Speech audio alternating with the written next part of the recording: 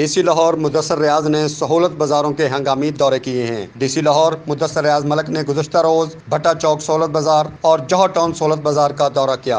اس دورے کے موقع پر اسسٹنٹ کمشنر کینٹ مرضیہ سلیم اور اے سی رائے بینڈ ادران رشید بھی ان کے ہمراہ تھے۔ اس موقع پر ڈی سی لاہور مدثر ریاض ملک نے اشیاء ضروریہ کی فراہمی، سرکاری نرخوں پر عمل درآمد، ریٹ لسٹ کی نمایاں جگہ پر امیزاں کرنے اور صفائی ستھرائی اور دیگر انتظامات کا بھی جائزہ لیا۔ دورے کے دوران انہوں نے بازاروں میں قائم ڈیسک کو بھی چیک کیا گیا۔ دورے کے دوران ڈی سی لاہور مدثر ریاض ملک نے کہا کہ چینی کی وافر مقدار موجود ہے جو کہ 85 روپے فی کلو کے حساب سے فروخت ہو رہی ہے۔ ڈی سی لاہور نے شادمان سمیت دیگر تمام سہولت بازاروں میں چینی کی وافر مقدار کو یقینی بنانے کی ہدایات کی۔